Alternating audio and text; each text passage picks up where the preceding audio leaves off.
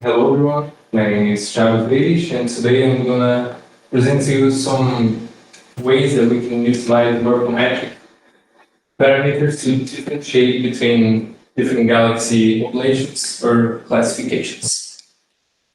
So starting, we need to define what a galaxy is. Galaxy is basically a region in space where we can find some stars, gas, dust, dark matter, and generally speaking, we have a supermassive black hole in the middle of it.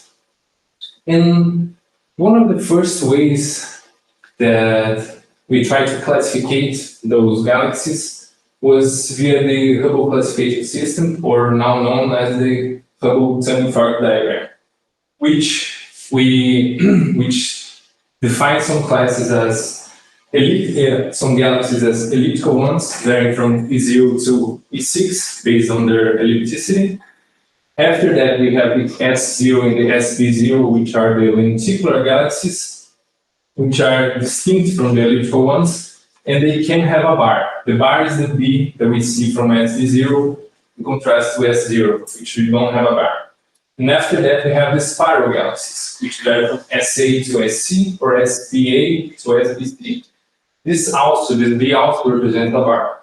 And the A to C is representative of the strength or the size of the bulk of the galaxy, spiral one, and the compactness or the difference between where each arm is from another. And an intrinsic thing that is different from the elliptical galaxies to the spiral ones is that in the spiral ones we have a model that is closer to an fried egg. So in the egg white we will have something that we call the disk, and the egg yolk will be something that we call the bulb. And this is not found in the elliptical galaxies. The elliptical galaxies are more like it's not right to say, but it's like a blob of matter that is more evenly distributed across the light of the galaxy is more evenly distributed across it. And the arms can only be found in the spiral galaxy, so we will not have arms in an elliptical galaxy. Apart from these ones, we have the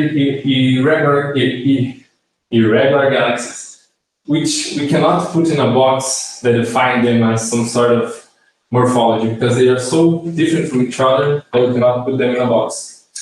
So if I take 10 images of some galaxies and give to all of you, as Rafael also said in his presentation, we'll get a different kind of classification from each one of you. So a way to quantify this qualitative way of classification is the use of morphometric indices.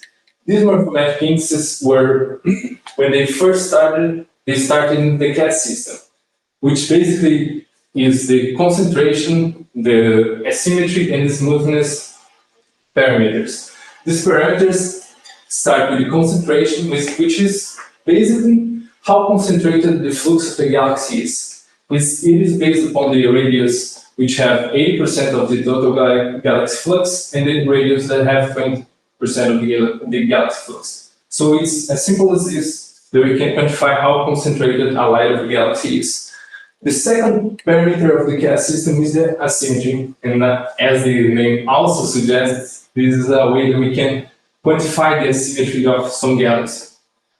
And we first start with the image. We can see here in the first image, we rotated 180 degrees and subtracted one from another. And this results us in having a way that we can see, okay, what is some structures or features that are in some side of the galaxy, but they aren't in the other side. And if we think about the Hubble classification systems, the elliptical ones, they are basically more evenly distributed. They have a light that doesn't have a lot of structures, they don't have arms, they don't have a lot of star formation regions, they are older.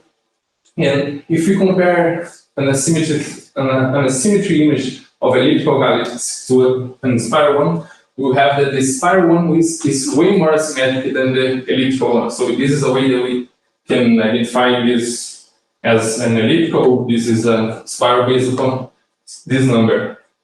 And another way to think where this asymmetry comes from, if you think as a spiral galaxy having two arms that are completely symmetrical across each other, but the star formation across those arms is not symmetrical. So even though they are in the same place, if we rotate the image, the formation region, the star formation regions will not be in the same place. So this also generate an asymmetry, a higher symmetry. The last one of the original CAS system is the smoothness. We take again the image of the galaxy, we apply a card box function so that the structures are more apparent to us, and we see detracted from the original image. This generating a way for us to view where those structures are, and to quantify also how are these structures and how plenty there are in the galaxy. And this also is more prominent in spiral galaxies than in elliptical ones. A way that we also can amplify the CAS system is through the Gini and M20 coefficients, now from the CASGM system. The Gini coefficients is basically another way that we can quantify the flux of those pixels. We take every pixel and we locate them in the image. So when we see where the higher concentration of them are, if they are highly in the middle of the image, so if the flux is highly in the center of the galaxy, we have a value very close to 1. If they are evenly distributed across the galaxy, we have a value closer to 0. So this will generate a way for us to, again, determine the concentration of the galaxy, but by other means. Now we are actually seeing the location of the pixel in the image.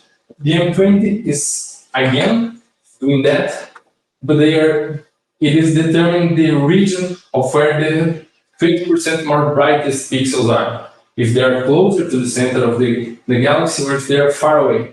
If they are far away, we have again values closer to 0, but if they are closer to the center, we have lesser actually, and lesser values for the M20.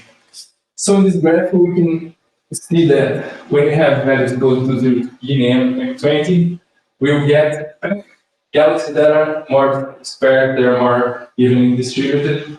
But when we get values closer to 1 and -3 or -4, for the M20 we get highly concentrated galaxies, which often can be found also in AGMs as the. And also through this we can use the M20 Gauge and merger statistics. Okay. This is a way that we can classify them in a graph. Just put the image of the galaxy to some code or something that we want to, in a way that we can calculate them.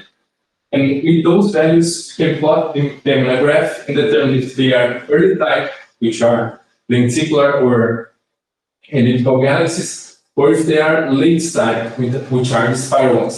We also can identify mergers through this, which we can think that when we have mergers, the galaxies will be having flux of light in different spots other than the centers. Galaxies will be merged.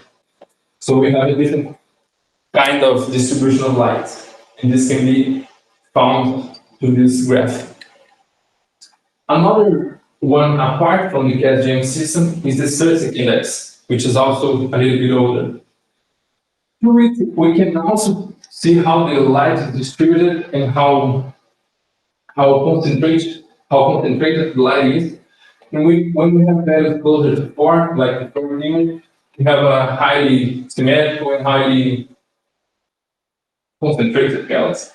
And when we get values closer and closer to 0, we see that the arms get more sparse to each other, and we get a more sparse distribution of light. So this is also another way that we can classify and see what type of galaxy we need to classify.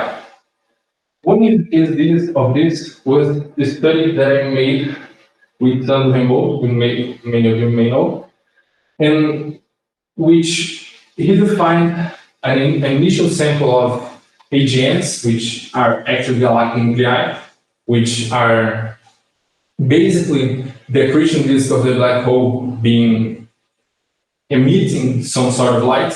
This is the determining factor of an AGN. And in this study that he made in 2017, he defined an initial sample of AGN and a control sample based only on visual features. So he determined visual features and the mass of the galaxy. He also made sure to comply with it. So when we applied those quantifiable features to that qualitative measure that we made to determine a control sample, we found out that even though it was visually, it was a qualitative thing that he made, it was pretty close to the initial sample of AGNs. Here in blue we see the AGNs, in red we see the control. And if he'd only do it by mass and redshift of those galaxies, he would get a control sample that would a little bit more biased towards early type galaxies. So here we also see that there's a green thing that is far away from the others.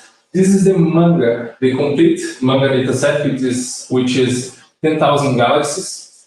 And some papers use this as control. So in some sort of way that we were not trying to do, we found that if those people that use the manga as a control to agents, they're intrinsically left in a bias in the sample, which is the manga data set is a different population than the agents, far different than the control that he did in 2017. Here we can see a little bit more that they're very close, but the manga data set is just getting away from it. This is the same as this graph, but it's reversed in 20s, just reversed. So in conclusion, the morphometric indexes, they can be used, but they are highly dependent on the quality of the image that we are analyzing. So they can reveal structures and features that we cannot identify by simply visualizing an image, but they are highly dependent on that. And as we get more and more data, we need ways that we can automate those processes and make something that is not as qualitative as some classification as the Hubble. And that's it. Thank you all for your attention.